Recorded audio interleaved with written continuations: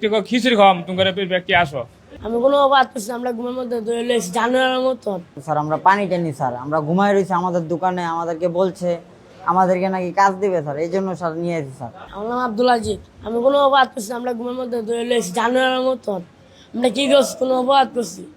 জি না, আমি বাড়ির যাবো আজকে, বাড়িতে যেতাম ঘুমতে বসে সকালে, খালি পানি খাইতাম, পানি খাওয়াতাম, আমার টাইম বাইরে ধরে লয়ে আসছে। আমরা ঘুমের মধ্যে বাড়িতে যেতাম, হানো দিতাম পানি খাইয়া, আর এর মধ্যে আমার গাছটা দিলে হয়তো ভিতরে বললাম, আমরা ওইলো বাড়ির একটা বাড়ি মারলাম, বাড়ি মারে বয় তো আমরা লয়ে লই গেল।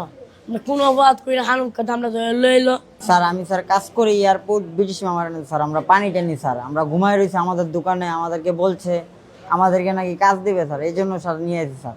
আমরা তো কাজ করি স্যার, আমরা তো কিছু করি না স্যার, আমরা তো কোনো অকারণস করি নেই স্যার। স্যার রাস্তায় ঘুমাই নেই স্যার, আমাদের দোকানে ঘুমাইছিলাম স্যার। স্যার দোকানের ভিতরেই স্যার ঘুমাইছি স্যার। রাস্তায় আমি রিস্কে চলাই স্যার, বুঝছেন? রাস্তা খালি তো না, আমি দেশে তো নাই, আমি খালি এলা হতেছি, এইটা আমি স্যার ধরে এলাইছি ব্যক্তির করে। দেশে তো নাইছি স্যার, রাইতে বেলা তো সকালবেলা দেশে তো নাইছি, এটা আমি ধরে এলাইছি স্যার। আমি সাধারণ স্যার স্যার মা বাপ মান আমি রিস্কে চলাই খাই স্যার। আমি কোনো অপরাধ করি নাকি, আমি আসতাম ব্যক্তি এই অবস্থায় ধরে নিয়েছি স্যার।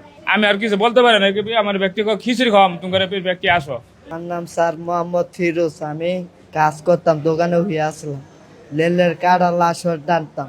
আমি কইছি স্যার আমার কাজ আছে, ব্যাংকারি আছে আমার সাথে, আমার গাড়ির দোকানও আছে, আমার আঙ্গরের পানি টানি স্যার। আমরা অপ্রাপ্ত বয়স্ক প্রায় 48 জন এবং প্রাপ্ত বয়স্ক 24 জনের মতো, আমরা মোট 82 জনের মতো আমরা তাদেরকে আটক করতে সক্ষম হয়েছি। এখন আমরা ওই এয়ারপোর্ট, আমাদের ম্যাজিস্ট্রেট কোর্ট আছে, এই কোর্টে আমরা প্রেরণ করেছি। ওই জায়গা থেকে তাদেরকে ম্যাজিস্ট্রেট স্যার সিদ্ধান্ত দিবে তাদেরকে কি করবে। তাই আমরা আশা করব যারা অপ্রাপ্ত বয়স্ক আছে ওরা সমাজ কল্যাণ মন্ত্রণালয় থেকে হয়তো সংশোধন কারাগারে যাবে, ওদেরকে একটা এনে যেটা ম্যাজিস্ট্রেট স্যাররা প্রসিডিউর অনুযায়ী, তাদের আইনের বিধি অনুযায়ী ওনারা ব্যবস্থা নেবেন। আর প্রাপ্তবয়স্ক যারা যেই অপরাধ করছে ওদেরকেও তারা ওই আইনের আওতায় এনে ম্যাজিস্ট্রেট স্যার যে সাজা দিবে, আমরা এটা রেখেছি, আমরা ম্যাজিস্ট্রেটে প্রসিড করতেছি। তো ওনারা যে সাজা দিবে আমরা এটা আবার